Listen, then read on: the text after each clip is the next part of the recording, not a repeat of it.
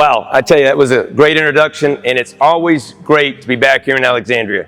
Like he said, this is where I started. I love Alexandria, and I'd be remiss not to thank Principal Deason and Coach Tony for giving me a call and speaking about this great day. When I look out here, what is so great about Alexandria, I don't really have to tell you, it's a tradition that we have out here.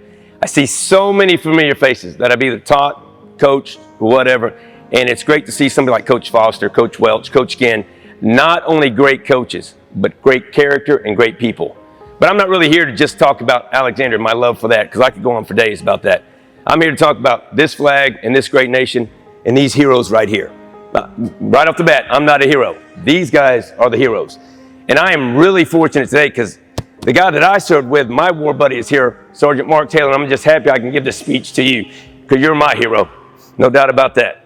All right, well, for you to understand this speech, you've got to really understand me, the messenger, to really understand what's going on in this great day and how much passion I have for this country.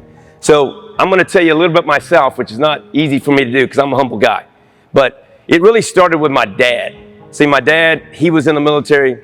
All his brothers were in the military. And so that's where my interest for the military grew. But what's more unique about me is my mother.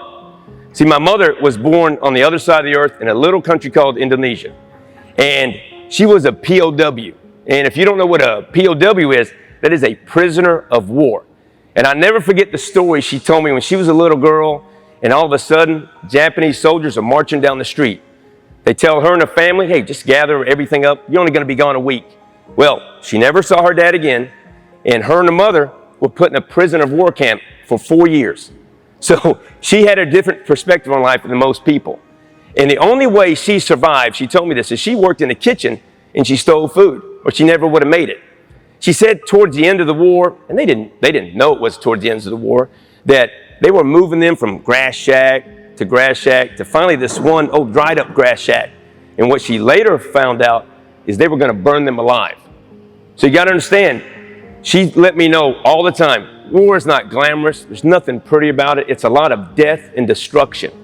All right, she wanted to make clear about that. It's not what you see on the movies. And then I'll never forget when she said one day they woke up and all the Japanese prison guards, they were gone. Well, they thought it was a trick, so they didn't leave. They didn't leave for a month. She knew they were free when she saw the first white man come over the hill. So again, this was a woman you did not complain to. You better pick yourself up and keep moving forward in this life if you want to survive. So there's two things in our family that was really important. One was food. You didn't waste it. You didn't take it for granted. In this country, we are lucky to have an abundance of food, and we do waste it, but we didn't in our family. The other one is time. And what she meant by time is don't waste time not telling people that you really care about how much you love them. Because you never know when that might be the last day you see them. So every day in our family, you get a chance to tell somebody you love them. We told them, because life can end just like that. The other thing about time, which she stressed, was don't waste time on negative people or negative things. And young people, I can give you one bit of advice. If you want to be successful in life, hang around, surround yourself by positive people. Get quitters and negative people out of your life. That's how you're going to have a great life. And I don't care if they're in your family. If they're negative, get them out. If you want a great life, like I have had, surround yourself by positive people, better people than I am. Well, so I just want to make sure that you understand my life wasn't always sunshine and rainbows. I made a lot of mistakes in my life, and the things I try to do is not make the same bad decision twice. And one great decision that I made when I was a young guy getting out of high school, I was just like you guys, I knew everything. I wasn't a great athlete, but I had a chance to play basketball up north. I didn't want to do that. I decided best thing for me is I want to go to JSU and hang out with my friends. And it was a great decision. Because I remember that first year, I was a pretty good pool player. I was a decent basketball player, and I was making all C's. Hey, I can live with that. Boy, the next semester, I really knocked it out of the park. I was a great pool player, awesome basketball player, and I was making all F's. And this is what I call in life a crossroad. Everybody's going to come to it. You might come to it more than once. If I keep going down this path I'm on, I'm going to have a bad life. This is not going to turn out good. I can figure that out. But if I go down this path with my friends, oh, that's going to be fun. That's going to be worse than this path.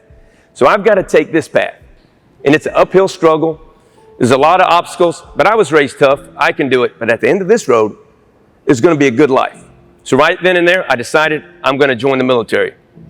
And I did not join the military because I was the most patriotic person. I needed to change. But as I served in the military, and the men and women that I served with, oh man, what a great decision. You know, my love for this country just grew because I saw their sacrifice and the things I got to see in the military. Beautiful things. The blue waters of the Caribbean, Eiffel Tower, bullfights in Spain, Berlin Wall, I can go on and on. But I also got to see some really bad things, just like we have. We've got to see some really bad things, the way people live. And I'll never forget one thing. It wasn't the worst thing I saw, but I'll never forget it was a war zone area. And there were these kids. They still got to go to school. So I thought they were at the school bus waiting to go to school. That wasn't a school bus. I don't even know what I was thinking. That was their school. And right then and there, I realized we live in the greatest country on earth. It is not even close. All these guys right here, these veterans, they can tell you, we've been around, we've seen it. It is not even close. So when you got something this precious in the United States and it can be taken away from you like that, we're willing to fight for it. We guys are willing probably to fight for it now. Not only are we willing to fight for it, we are willing to die for it because we want you guys, our sons and daughters, to have the same privileges that we had. Because freedom is not free. You got to pay a price. So I'm going to tell you one more story about my character. Maybe this will help you out, and then I'll talk about Veterans Day and what it means to me. Is when I was younger, I was a head basketball coach, and man, we had a really good team. We could shoot, we could score, we could play defense. We were fun to watch, and we could dunk. We were having 4 or 5 dunks a game. Wherever we played, the gym was packed. If we played at JSU, the gym would be packed. So when you're the coach of a winning team, everybody wants to be your friend. They come out of the woodwork, right? So, and you get a lot of interviews. You want to blow up your team and make them great. So you love interviews. So we're heading into that first. I never forget. We're heading into that first playoff game, a game that we are supposed to win, right? And I've got an interview, a radio interview, about 3 hours before the game. I take the interview. It's good, and I always do what I love to do. I'm going to take a power nap, about 20 minutes. Everything's going great. All of a sudden, the phone rings, and I'll never forget this. It is Miss Ship, our principal. And she says, Coach, something bad has happened. You need to get home right away. Whew. I dropped the phone. I'm out the door. I'm running red lights trying to get home. I'm thinking the worst thing has happened. And when I get home, it is the worst thing. My mother got killed in a car accident. And it was tough. You know, it's tough to this day to talk about it. But what I remember is when I was sitting there, I was going through every emotion possible. When I talk about I was angry, I was mad at myself, I felt guilt, and then I was crying. And I'm going to tell you, I was crying all day. And I tell you, at that point, I am not the kind of person you want to come up to. I do not need your pity. What I need you to do is stay away from me. I'm going to get through this myself. I'm going to be selfish. I'm going to cry. I've got that right. So as I'm sitting there crying, and as God is my witness, I'll never forget this voice, and it says, get up. Get up. We don't do that. I'm okay. Man, you talk about powerful. One of the more powerful things that ever happened in my life. And I realized right then and there, she has been training me for days like this my whole life. This is what she's been teaching me. When I was a little kid and I fell down on that playground, she wasn't coming out there to wipe off my knees. Get up. If I was on that football field and fell down or got knocked down, get up. Basketball court, if I fell down, get up. And it's not about the game. It ain't about that. It's about getting up and moving forward in life. That's what it's about. So like I said, this woman had a different perspective of life than anybody that I can imagine. So, but now I'm going to talk a little about these veterans. And, oh, by the way, yeah, I did coach that night also. And that was probably the toughest thing to do. But again, that's what my mother would have wanted me to do. All right, so I coached that night. We ended up winning the game, and everything was good. My coaches did a good job, and so did my players. But now, let me tell you a few stories about this day and what this day actually means to me. And I'll never forget my buddy there after the war. He says, hey, let's go down to the VA and the Veterans Administration, which is a hospital for veterans, and get some free glasses. I said, that's great. And man, I'll never forget walking into that hospital and seeing all those heroes, those guys that have been blown up, guys that have missing legs, missing arms, can't see. Unbelievable, humbling experience. And to have that brotherhood and to be a part of that and the sacrifices that they made. And I can't stand for this flag, You're right, I'm standing for that flag every time because I'm thinking of people like that. And one thing that I'm sure some of us have seen, and I know I have, if you've ever seen a coffin with a flag draped over it, loaded onto a plane, man, and it's headed home, and that lonely ride home that young man has, and on the other side of that ride is a grieving mom and dad that's never going to get to see their son again, or a wife that's never going to get to hug her husband again. But the thing that gets me more than anything is the kids. Not going to be able to play with the kids anymore.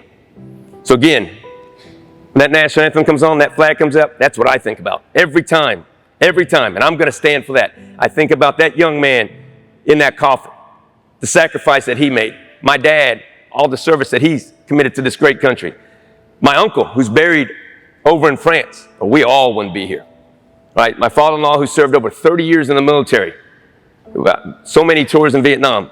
That's who I think of. And so it's worth fighting for. And one last story I'll tell you that kind of sums it up for me. I was down in Orlando and shopping in Target. And these two women come up to me and they say, "Sir, can I ask you a question?" I said, "Yes, ma'am." They said, "We've got a veteran that we work with and we're wondering what can we get him for Veterans Day?" And I was thinking, wow. And I really got thinking about it. I said, "Ma'am, he doesn't really probably want anything of value. What he wants you to understand is the sacrifices that he's made. Because when you go on a deployment to a war zone area, and I don't care if you're in a compound, an outpost, or a base, everybody outside that wall probably wants you dead. So it's a different thing. But in the military, you're always training for the danger. And there's guys that have a lot more danger than other guys. But they train you for that. That's your whole experience in the military. They train you every day for danger. But what they don't train you for is the loneliness. The loneliness that comes with those deployments. Because those deployments can last up to a year and a half. And you're away from your family. You won't see your kids grow up.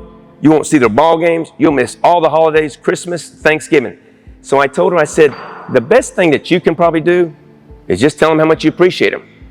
Find them, give them a hug, and tell them thank you for your sacrifice and your service. So today I ask you to do this. After this is over, make sure you thank these heroes, these veterans, for their service. Because it means something. That's probably what means more to me than anything. I don't need anything of value. And not only today, but make sure you thank anybody when you see a man and woman in uniform or a veteran, just thank them. Because again, freedom is never free. And good. It's always great to be out here in the valley. And God bless and good luck. Thank you.